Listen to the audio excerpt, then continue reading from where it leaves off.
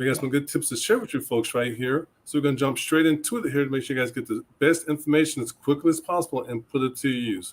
We have Carrie here. We also have Maomba here, the expert in the fields. They know what they're talking about here.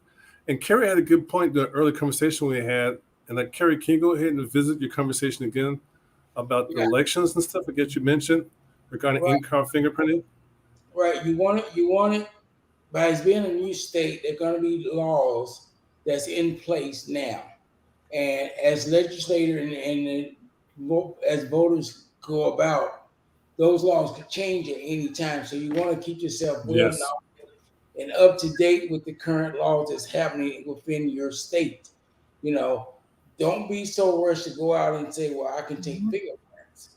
You know your laws, be able to explain your laws to your customer, and then go out and then build then get the knowledge of knowing how to fingerprint. Yes. Because if they're offering ink cards today, they could be offering LiveScan tomorrow, and they're going to require even additional training because it's a totally different scan and a print. Because just look at the verbiage: scan. It's a scan versus a print. Print is when you putting ink on paper. Scanning is when you taking an object and scanning it on a computer. So therefore, you want to definitely. Fingerprint is the type of business that you can never be bored. There's always knowledge. If you like knowledge and like learning different things every day, you're in the right business because it's never boring. That is true. And you mentioned knowing your laws. I'd like to piggyback on that right there because one of my talking points, so it's a good person, it's a good fitting for it there, is not just knowing your laws, but know the main agencies requiring fingerprinting. Mm-hmm. It's very important because if you're going to do fingerprinting, you should know what the requirements are and also know the language, know the lingo. A lot of clients will contact you online and say, hey, I need this, and this for this particular agency.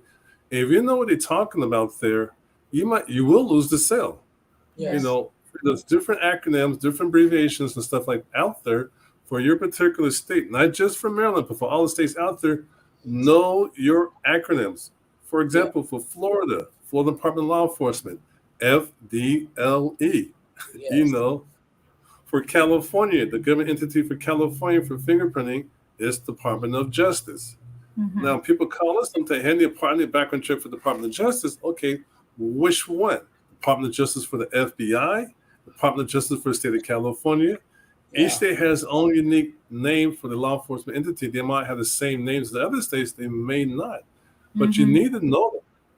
And for Delaware, right here, Delaware Health and Social Services, DHSS, is a big, big, big opportunity to know that industry and also know what the requirements are for fingerprinting. Yes. It is still ink card fingerprinting during the time of this recording. You need to know these industries, not just them. You know, you need to know also other things on top of that there. You need to know how to get a certified background check done from that particular state. Learn it. Talk the language. Each state has different processes out there. Yeah, but you need to know the language. You need to know the laws that are required out there. You need to know the agencies out there too. And folks, we're just getting started right here. Maoma, we ain't taking out. We taking out her shots right now, but it's all right. Maoma got a lot of good knowledge here. Maoma, can you share anything with us about what they should be aware of fingerprinting in their particular state? For example, Delaware. Well, I mean, in Delaware, they just have to know the laws, like Carrie mentioned, and as you mentioned, GW, pretty much you got to wrap up everything. But just to be aware that they have to know the knowledge, as long as they practice and find a school that can teach them the knowledge of what is ink fingerprint, I would definitely recommend to look up the history of it, where it's coming from. So when they start doing the businesses, they can educate the population and let them know what they are doing, what is the reason why they're doing the business, as far as fingerprinting their customers or whoever come to the office. Right. You know, you have to educate yourself when you're dealing with government officials, which sector of the government you need to contact to receive this type of license, that type of license. Mm-hmm. You are starting a business now. It's not like something you're gonna be able to do on the side as a side hustle. It's So like a hobby. right, it's a business. You know, you need to know what an ORI number, what a CCN number Yes. is. How do you That's obtain these right. numbers? If you need these numbers, what do you do with the number? If somebody call you and say, "Well, my ORI number is this," what are you supposed to do with that? You know, there's so many pieces of the puzzle than just actually putting the finger on the paper or on the scanner. That's the easy part. The hard part is learning the knowledge and living the knowledge. You know, you have to eat it, breathe it, sleep it, everything part of your life 24/7. That is true. And I'll give an example, folks, for about knowing the law stuff. For the state of Florida, I know we're talking about Delaware, but for the state of Florida, this applies, matter of fact, the whole country. If you're doing ink card fingerprinting and somebody comes to you requiring a concealed weapons background check for the state of Florida, you can't do it. You're not supposed to do it. It's Oh for law yes. enforcement personnel only to do that there. So And a you lot of went folks out there are real doing that they're doing it, but they are violating a law. Mm-hmm. And then the applicants might get the background check rejected later on because you're not law enforcement entities. You should be aware of different things out there, not just for your state sometimes, but for other states. Don't just assume just because they come to you, they know everything. If it's for a particular state, you should dig into a little bit more afterwards to make sure you know what's going on for the particular state entity that's requiring the particular ink card. One tips that we do, one things that we recommend is a good tip. When they come to us for fingerprinting, they give us the instructions. We keep a copy for our records. And then we'll research that particular entity that next day or two to learn more about that particular entity who's requesting ink cards for the applicants. It's a niche. So if I live in Delaware, I'm doing a lot of homework, not Yes. just for Delaware, also for Maryland, Washington, D.C., because like Carrie said, Carrie don't sleep. He's always studying. Normal, she's like a ninja. She's listening to everything, taking notes and everything else. I Yeah. promise she has a book someplace by her desk right now. But I can tell you that.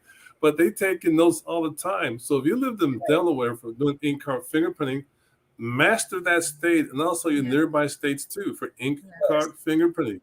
It's a Yes. big need for service out there, even for government contracts. It's important to know. It really is. And something else to share with you folks who ask for laws and requirements out there. For in Delaware, they require if a student comes to you for fingerprinting, they have on their website that the student up on the age of 18 to come with a parent to get fingerprinted. In card or not, it's on their website saying if they're on the 18 for fingerprinting, they're supposed to come with a parent to get fingerprinted. And as for the form of ID, if they're on the age of 18, a valid state or state ID for any state or school ID is acceptable. And this is the guidelines for Delaware. Okay, so guys, just keep that in mind. No, I'm not saying it's required, but it's on their website. Things are on their website is there for a reason, not just for decoration, it's there for a reason. So one of the things, the laws or best practice or recommendations they have, if a person comes for fingerprinting upon the age of 18, you need to make sure they're with their parent or parents and have some type of ID, valid government ID, or the student ID before you can start the process of fingerprinting. Yeah. That's just with Delaware. Other states have different other guidelines, but just some things you guys should be aware of. A lot of folks didn't know this. Just want to keep it real. And something else regarding Delaware, they're doing ink cards now, but pretty soon they're going to team up with an organization called Ademia to do live scans. Let me repeat myself. Sometime later this year or early next year, their goal is to have the state police for Delaware team up with an organization called Demia to start doing live scan transmissions in the state of Delaware during the time of this recording. Now, it doesn't mean you're going to do live scan transmissions starting the very next day. This can be some little process to work through from ink cards to live scans. So ink cards won't go away the next day. But I just want you guys to be aware of that. There still will be a need for ink card fingerprinting while they transition to a new process for next year for the state of Delaware. Yeah. And I actually believe in the near future, live scan fingerprinting will be done in a police car when he pulls you over. They do that now. Mm-hmm. They got a scanner no bigger than this size here. They take the thumbprint, they scan it, then they just like that. It's already in place.